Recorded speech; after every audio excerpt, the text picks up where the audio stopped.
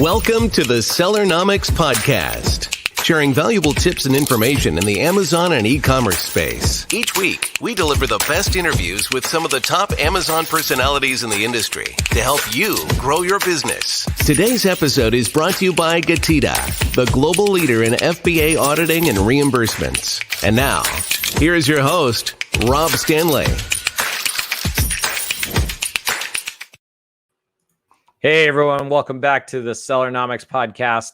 I know it's been a little while. I've been traveling quite a bit, but definitely have a person who's not a stranger to being on any of my podcasts, and it's always great to have him back on mine. Welcome, Jeff Lieber. Thanks, Jeff, for being on. Always good to see you, Rob. Thank you so much for having me. Looking forward to hanging out. Yeah, for sure. So Jeff is a CEO of Turnkey Product Management, and today he's going to be covering how to dominate your Amazon competition through 2022. That's a bold statement, Jeff, but I know you can back it up because I know you. But we've got a lot to talk about, and once again, everybody, it's great to be back. So, Jeff, let's kick this off with what's new for sellers on Amazon. I mean, it's been a pretty hectic couple of years here, or year and a half. And there's a lot of changes going on, but what have you seen that's new for Amazon sellers going on right now? Yeah, Amazon is always changing. So, every time we talk, there's something brand new. Some of the latest things that sellers that are currently selling there should take note of is Amazon Vine, the Vine reviewer program. That is changing. Currently, it's free, but it's about to change to $200 per product, I believe, in October 2021. So definitely wanted to cover that first, so that if any of you are out there, that are selling and haven't utilized that program, definitely go register for it, right now or right after this. It helps you get up to 30 reviews per product. So if you have any products that have less than that, would definitely recommend enrolling in that as soon as possible. And so that's number one. And even when it changes to $200 per product, I actually think that's going to be make the program even better. So keep using it even at $200. It's a no-brainer value, I think. And hopefully it'll actually get even stronger because you got to pay for it. So it'll weed out a lot of these cheaper sellers who don't see the opportunity there. So no matter what, you should still be doing that Vine program if you're trying to get to 30 reviews. So that's one quick tip. Another is Amazon's really trying to almost emulate like social media and trying to let brands have a following and engage with them. So it's called customer engagements. So you can find that under your brand dashboard tab in Seller Central. So it's a way you can try to like gain store followers and ask your customers to go follow you. So we've got a few clients that have gotten over 1,000 followers already, and I believe it seems the rule is if you get over 1,000 followers, then you can actually send your followers like direct messages, sort of like email blast to them, which is a really cool feature. A couple of our clients don't have 1,000. And they're still able to send email blasts. I don't know if it's niche specific or what, but definitely just check it out and recommend that because Amazon's definitely going to probably keep pushing that, and it doesn't cost any money to try it, right? So yeah, those are just a few things. I can go into more if you want to, but I'll just pause there. Yeah, let's do a quick follow up on if you happen to know on the Vine program. So if anybody's listening, just real quick, we're September 9th. So if you're listening to this a little bit later, it may have already switched to that 200. I know Amazon has a few different programs to help sellers launch their products. Vine was being one of them. I'm trying to remember. There's another one that kind of is to help also. It'll come to me probably later, but that's fine. So Jeff, what other kind of things are you seeing? Have you had any clients take advantage of the Vine, and what kind of response are they getting? Like what kind of results are they getting from that? So maybe our audience could know a little bit more about this.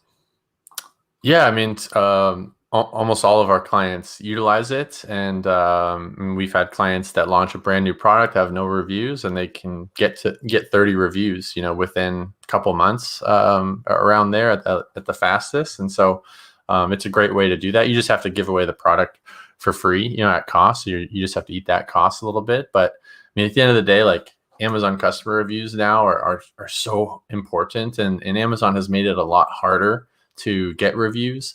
Like 5 years ago, there used to be a lot of different ways where you could just go quickly get 1,000 reviews, within a few months. But they've really, honed it in so that there's not as much fake review, there's not fake reviews and black hat strategies out there, which I think is a great thing for Amazon and for Amazon sellers. But you need to hustle and figure out what are the strategies that will get you those reviews. So those first 30 are critical. You gotta get there, because then you can really start getting some serious sales with that.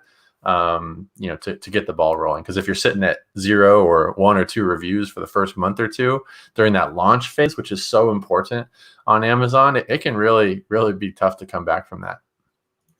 Yeah, I agree with you. And let's cover kind of a hot new topic, or not new, but definitely not new. A hot topic right now that's current. I've read a bunch of articles about Amazon basically canceling or getting rid of a bunch of Chinese accounts. Chinese seller accounts. Have you kind of seen a positive impact on your guys's, on any of the companies you're representing?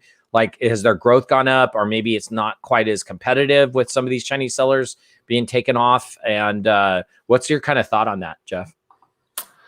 Yeah, I mean, we don't have any clients that that I'm aware of that are these Chinese clients that are directly from the suppliers themselves, and so we don't have any of those clients. So I haven't seen them get banned personally, but in some of our clients' niches, we've seen that some of their competitors have been taken down or greatly reduced, or reviews being wiped out. So I think Amazon's trying to crack down, and I think all in all, they're trying to make it a more honest marketplace, which I think is a net positive for sellers that are trying to do it the right way.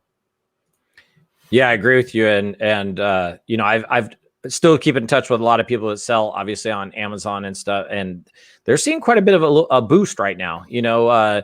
Not necessarily that it's any easier. I mean, you still have to go through all the process, the PPC, all that, which we'll get into a little bit later. But they're definitely seeing that, some of the competitors went away, some of the ones that were maybe higher ranked than them, which pushed them up naturally. So with that being said, obviously still needing to work at, getting your products recognized and getting them growing. What kind of things are you seeing right now that help companies grow, or that you could suggest that would help companies grow with this kind of ever-changing climate of sellers? Yeah, more and more this year, we've seen the importance of getting registered with Amazon Brand Registry. We've had some clients come to us where they don't have that, and they don't have their trademark yet. And there's just a lot of limitations on what you can do if you don't have that. So if you're out there and haven't registered for it, I would definitely immediately look into that, because once you get Amazon Brand Registry, it just opens up so many different features that you can do. It gives you more control over your brand as well. So there's just a lot of benefits and ways you can optimize your product page, but you have to have that Amazon Brand Registry. And one little trick that some people may benefit some people, if you haven't applied for a trademark yet, because trademarks, right, they can take sometimes 3 to 6 to 9 months to get approved. And so I would highly, highly recommend, if you haven't applied for a trademark yet, go through, it's called Amazon IP Accelerator. You can just Google it, and it should come right up. And Amazon has a list of basically approved, trademark firms and attorneys and companies that can help with that. And if you go through them and apply for your trademark and brand registry through them, Amazon basically can help you get approved for Amazon Brand Registry very quickly, like sometimes within a week or two, even if your trademark isn't fully issued, because Amazon trusts that their recommended providers are going to follow through and do it the right way. And so that's a way to quickly get access to brand registry. So for those of you that don't have a trademark or don't have brand registry, I would recommend contacting some of those firms that are listed on the Amazon IP Accelerator, and hopefully they can find a quick workaround for you to get there. Yeah, that's great information. And yeah, I actually forgot that that was even out there and available. So, you know, it's kind of funny. Like the last maybe 3 or 4 guests I had on, one of the things they always mention is getting brand registry. I mean, if anybody's listening to this and you haven't figured it out by now, that's something you need to do. I mean, it's a pretty basic, simple thing. It's somewhat simple, but you got to get it done. It opens up a lot more doors, a lot more opportunities to help grow your product on Amazon. So I'm glad you mentioned that. And then also mentioning the IP accelerator. That was great. So let's also talk a little bit, Jeff, though, about so the good thing is Jeff handles a lot of different brands, and he helps a lot of different people out with growing their business on Amazon. So you get to see kind of a large view, kind of a 10,000-foot view of things going on. And I know that this is kind of opening a big box of or a big can of worms, actually. But what are some of the biggest mistakes that you see sellers do when they're kind of either just getting started or even when you take over an account to help them? What kind of things do you kind of commonly see that you're just like, man, this comes up every time and we got to fix it again? So go for it, Jeff. Yeah, sure. So I think a lot of people will just simply throw up a listing, just with whatever they have. And, when they're going to launch a product, be like, okay, well, we got a few product images. Let's just start selling. And that's one common mistake we see. Because again, like I talked about, when you launch a product on Amazon, those first 2 months, 3 months or so, that's Amazon kind of gives you that grace period of like, hey, this is a new product. Like, it could be a great product. So they kind of want to see you do well, and they'll kind of feature you and, feature you in more places and try to help you out. But you need to have a high conversion rate. You need to, ideally be sending additional traffic to your Amazon listing as well, so that you can really show Amazon like, hey, like I'm a serious product. I'm getting reviews. I'm getting Vine reviews. I'm sending, traffic from my email list. So a lot of companies don't do that. They just simply kind of throw up whatever they have with a non-optimized page and slowly optimize over time, slowly do an email blast to their list, slowly contact influencers to, drive traffic. And, it never takes off. They're like, and then 3 months later, they're like, why am I only selling $3,000 a month? Right. And so I see that over and over. Like, you really need to plan it out, come up with a really good action plan, and go for that. That's why, like, any clients we work with, if they haven't launched a product yet, or let's say they've launched a bunch of products, but they're launching a new product, we say, like, contact us 1 to 2 months in advance of when you'd want to actually start selling, because that's how much time you should really take. And we like to take with our clients, like, do a build out of the listings, optimize it, and come up with that launch plan, so that, when it starts selling on day one, like it's ready to fire on all cylinders. Yeah, that's some really good information. And, that's so true. It's kind of funny you say to get in contact a couple months before they put all the listings up. I mean, there's a good time there, right? A lot of people are doing research on their products. They found the product. They're starting to order it. When you're ordering, it takes time for it to get from the supplier, depending where your supplier is, over to the warehouse. So there is some time there, and that'd be a good time to actually, take care of good product pictures, especially if you just had some samples maybe sent over. You can do some product photography, get some listings and descriptions ready. What I want to do, though, is we're going to take a quick commercial break. But when we come back, I want to talk to Jeff a little bit more about what's working and what's not working on Amazon advertising. And we'll get to that right when we get back. Today's episode is brought to you by GETIDA, the global leader in FBA auditing and reimbursements. Get $400 in free FBA reimbursements at GETIDA.com/Sellernomics. Yeah, so to take advantage of that $400 in free FBA reimbursements, head over to GETIDA.com/Sellernomics. And once again, I got Jeff Lieber. He's CEO of Turnkey Product Management. And today we're talking about how to dominate your Amazon competition through 2022. Right before the break, I was asking Jeff a question regarding, or we're going to address the question of kind of what's working, what's not working on the Amazon advertising side of things. And Jeff, so why don't you let's start with what is working and what you've seen, kind of works for everybody. And we'll kind of go from there and talk about what's not working after that. Yeah, sure. So number one, I would say Definitely start with low risk keywords. That almost always works. So start there. That's number one. Video ads is working really well, and Amazon is really featuring video ads a lot more, as you have seen when you're shopping. You're starting to see more of those video ads more and more. And not as many people are doing that because they don't have a video ad built, and it doesn't need to be anything crazy or $1 million Super Bowl commercial. There's a lot of tools out there that can make videos basically for free or very cheap, or there's people out there that can do it. So the video ad space is really, it's just an easier way to sell, right? It's a lot easier than a stagnant image of a product, and you get to put 10 words on the overlay, something like that. It's a lot easier to sell with a video, and where you can tell a story or really just convey so much more information. And then Amazon DSP advertising, that stands for demand side platform ads. So that's different than Amazon PPC ads, which are on Amazon Seller Central. Amazon has a totally different platform called Amazon DSP, and we've been helping our clients with that. And again, there's less competition over there because not as many people are using it. And there's just so many more different types of ads that you can do.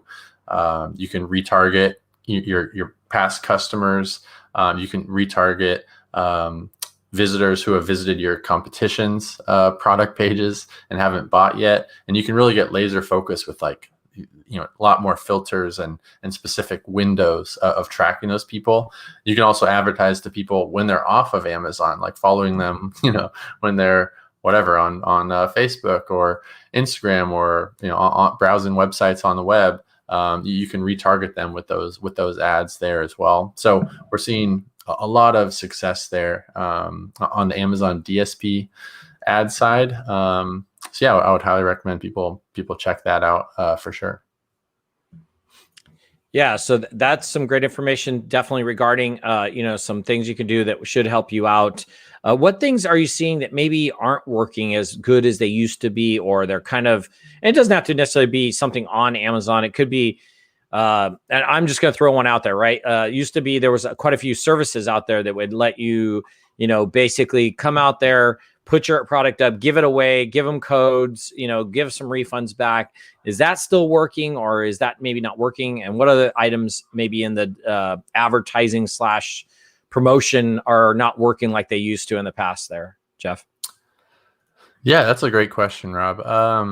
Yeah, those services definitely, back in the day, say 3-4 years ago, yeah, you could just use one of those services and, pay whatever the cost was, and magically you'd be at the top of page one.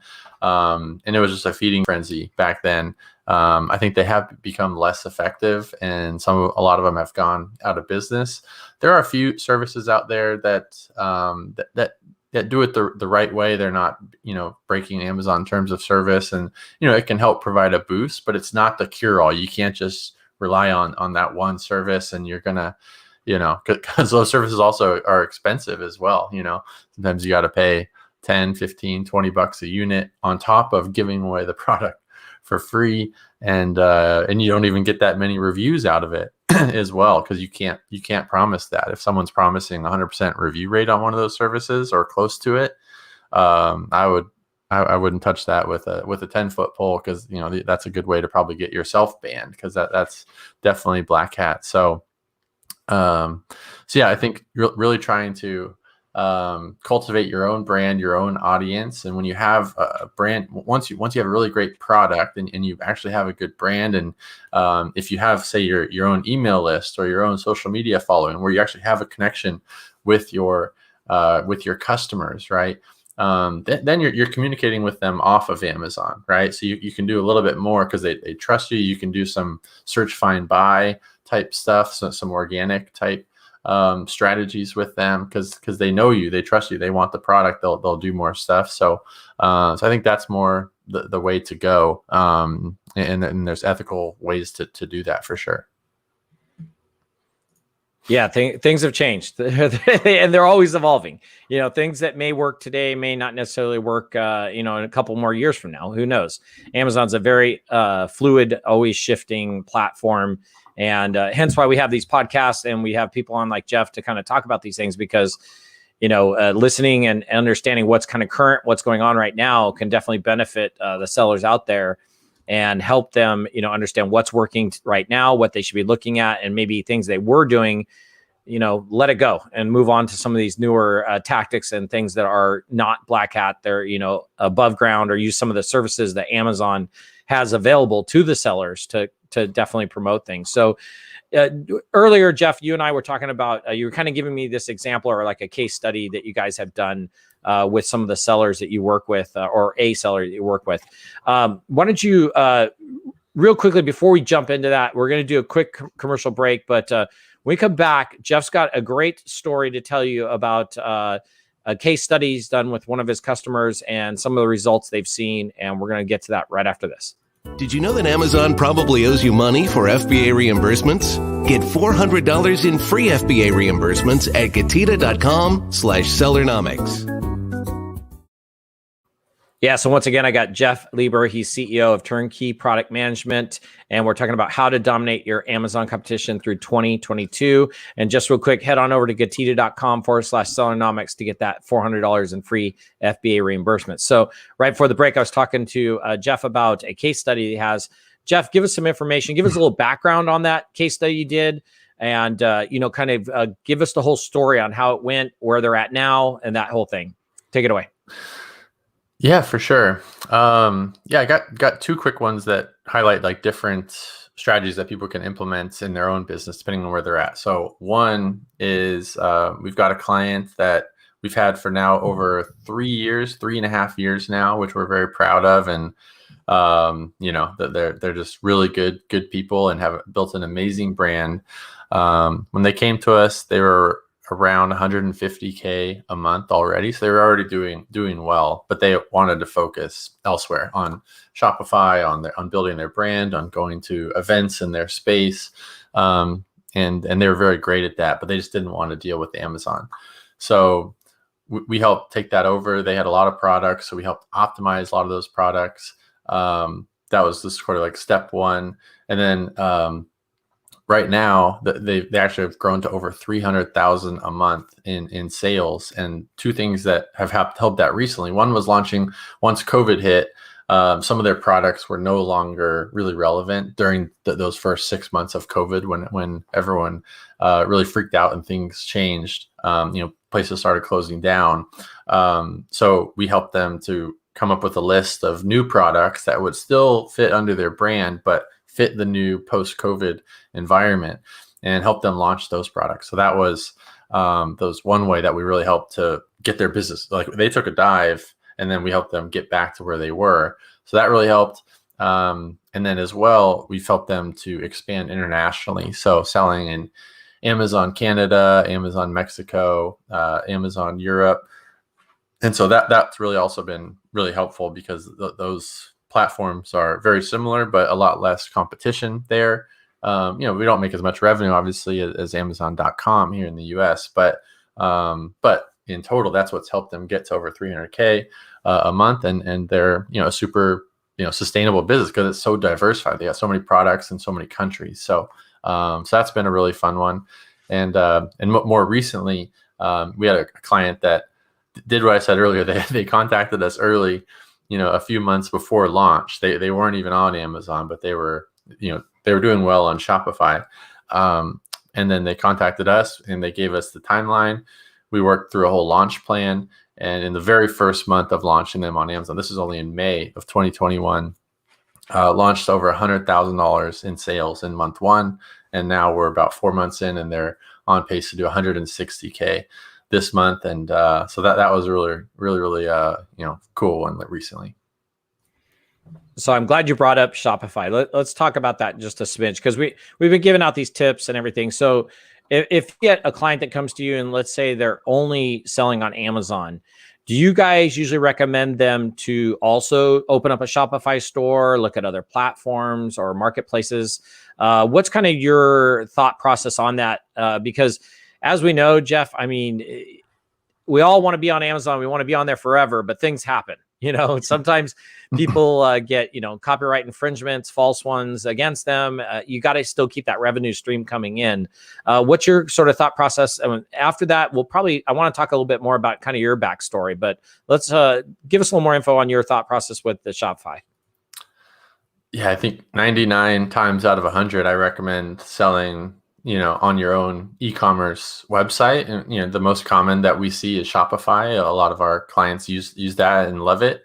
And yeah, absolutely. For the reasons you said, I mean, there's a ton of reasons to do it, but yeah, it helps you sleep better at night because it's possible that Amazon might temporarily take your listing down for a reason that wasn't even your fault, right? So a customer reported that whatever, there was a wrong product in the box. Sometimes that can get you taken down for a few days, and that brings your sales down to zero, or whatever your product was selling. So for that reason alone, it's good to always have another place to keep taking sales. But at a higher level, if you want to build a sellable business, if you sell on multiple channels, that increases the multiple that you can get when you sell your company, by quite a bit, right? It might take you from, say, a 2 or a 2.5x multiple to maybe a 3 or a 4. But then once you have like multiple channels, and let's say Shopify is really doing like significant numbers, and Amazon's doing significant numbers, and maybe now you're getting into retail or some other channel where you have affiliates selling for you, whatever it might be. All those things make you a safer business to a buyer, and that will increase your multiple that you can sell it for. So just for a lot of reasons, I think it's so valuable to do that. Shopify is a different beast. You need to drive your own traffic. That's the beauty of Amazon. Amazon has the biggest pool of online shoppers in the world that trust Amazon and know it. But launching on Shopify, it takes work as well. But you need to have your own traffic or your own audience or other people's audiences driving traffic to it, or paid ads to it. So it's a different beast. But if you want to really build a multi-million-dollar business, I think hands down you need to be both on Amazon and Shopify preferably. Yeah. Correct me, you guys aren't offering services for Shopify though, but I'm sure you have somebody you probably reach out to or could recommend, right? Yeah. So just to make that clear. Yeah. We don't manage Shopify for our clients, but we have a couple of partners that have done a great job with some of our clients, and some of our clients already are doing it on their own in-house, or they have their own agency that manages that. But yeah, I'm just saying our most successful clients tend to be selling on both, because it's also hard, to be an Amazon only business. It's risky, and it's harder to be successful and scale to these big levels if you're only on Amazon. It's just it's harder these days.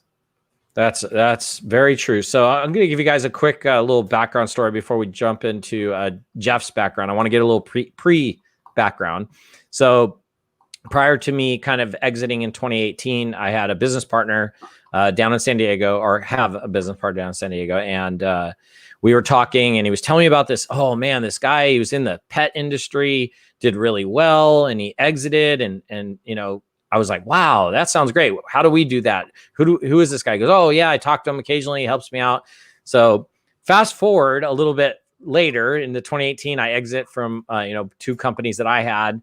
And, obviously everybody knows I went to work at Feedback Wiz as CMO, and I'm on this podcast, and I've got this guy scheduled to come on and talk, and Jeff comes on, and we start talking beforehand, and come to find out Jeff is actually the guy that my business partner was talking about, that actually knows my business partner, and he was the one that exited. So Jeff, give us a little bit of a backstory. I just wanted to kind of tie it in that it was kind of funny that I kind of knew about Jeff before I even had him on the podcast, or even had a podcast at that point. So it was pretty interesting. But Jeff, tell us a little bit of a backstory. Kind of how did you get into selling on Amazon? Why specifically the pet industry? And then tell us a bit about your exit and how you started turnkey product management. Yeah, sure. And yeah, that was a funny story. I was like, I know you as well. Like, I've heard all about you. And then you're like, no, likewise. And then we had to piece it together. Like, oh, we are the people we're thinking of. But yeah, it's been so awesome getting to know you over the years, and it's always fun. So yeah, in 2014, I was working a normal 9 to 5 job at a consulting company.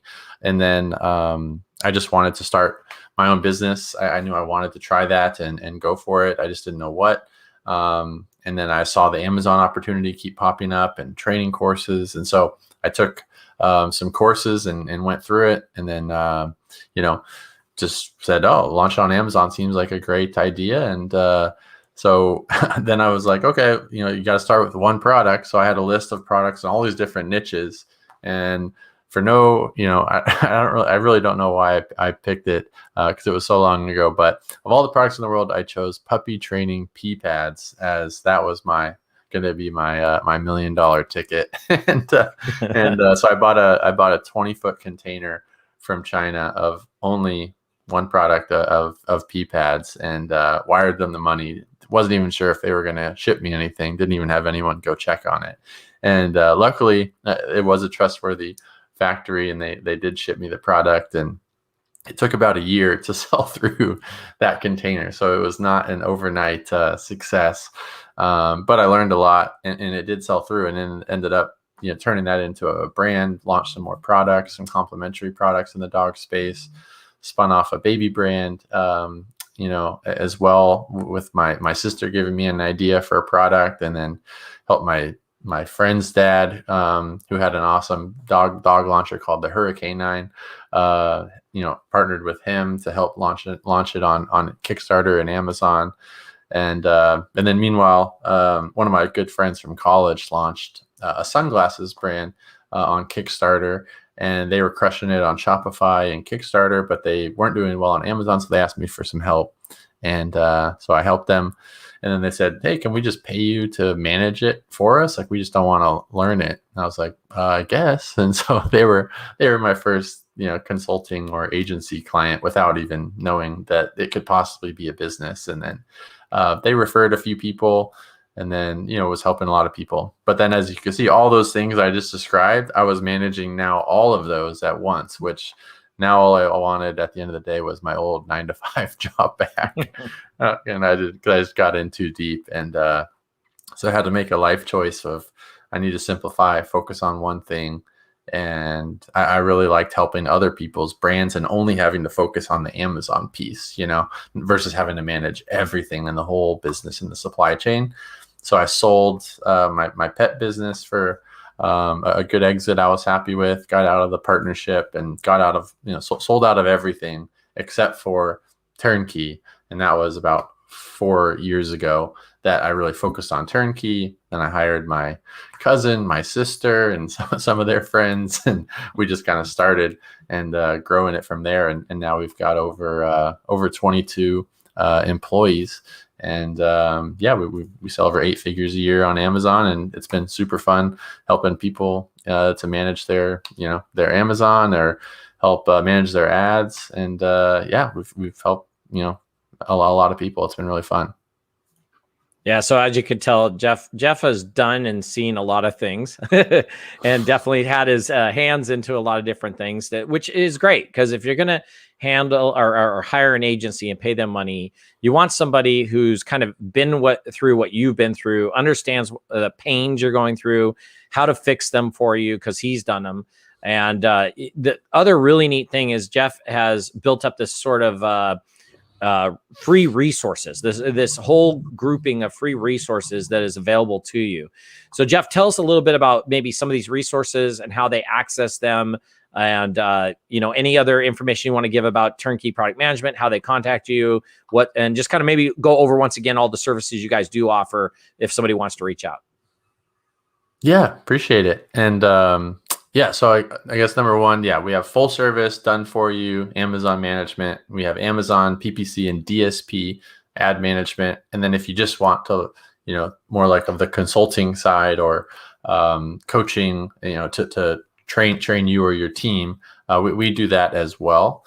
And and so but I would start with like checking out our free resources, because we built all these SOPs, we built all these tools that we use in-house for our clients. And so we share a lot of those on our website. So it's turnkeyproductmanagement.com/resources.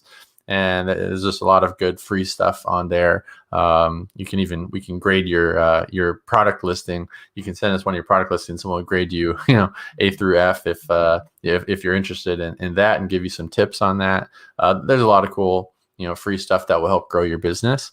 There's also a button to book a call if you're interested in learning more about our company, or, hey, like, I'm not sure if you can help me. I mean, whether you're trying to launch on Amazon, or whether you're doing $200K a month on Amazon, it's probably worth a quick conversation to see if it's a good fit.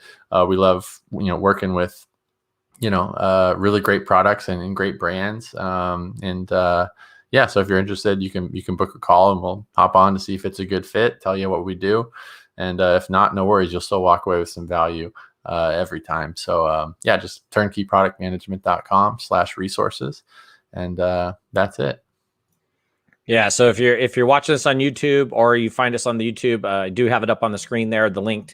And of course, it'll be down in the description, so you can always hit that up. If you're listening on the audio, again, it's turnkeyproductmanagement.com/resources with an S on the end, just so to get that straight. And it's always a pleasure having you on, Jeff. I think this is like the third podcast I've hosted, and then third time I've had you on. So it's always great to have you on. And, Jeff's kind of one of my go-to guys when something new happens, or there's something kind of latest thing. I always, message him, or, hey, Jeff, what do you know about this, or what's going on with this? So we definitely will be having Jeff on again as things change. I mean, even though we've done 3 of these, each time they were different with different information. So there's always something different happening with Amazon, as we all know. But once again, everybody, so be sure to check out Jeff Lieber. He's CEO of Turnkey Product Management. Again, turnkeyproductmanagement.com is their website. Jeff, always a pleasure having you on, and thanks again. And of course, I'll have you on again. You know how it goes. No, thank you, Rob. And I want to mention as well, like, we've referred some of our clients to your company at GETIDA, and highly recommend it. Our clients have liked it. And, I think you guys do like a free audit, right? Where basically, the first money is absolutely free, and you'll see if you find anything, right? So it's like, if you're not doing that already, there's free money out there, or, that Amazon's basically kind of stealing from you. And, you can get that money back, which can, sometimes it's a low margin business on Amazon, depending on your niche. And, that can really help you a whole lot. So I recommend you guys check out GETIDA as well. Yeah, absolutely. So just real quick, if you want that $400 in free FBA reimbursements, head on over to getida.com/Sellernomics. Jeff, take care, and I'm sure I'll probably see you soon. So have a good one. See you, Rob. Thanks for joining us this week on the Sellernomics podcast. Special thanks to our sponsor, GETIDA. Did you know that Amazon probably owes you money for FBA reimbursements? Get $400 in free FBA reimbursements at getida.com/Sellernomics. Be sure to join us again next week for more great tips on how to grow your business. And thanks again for listening.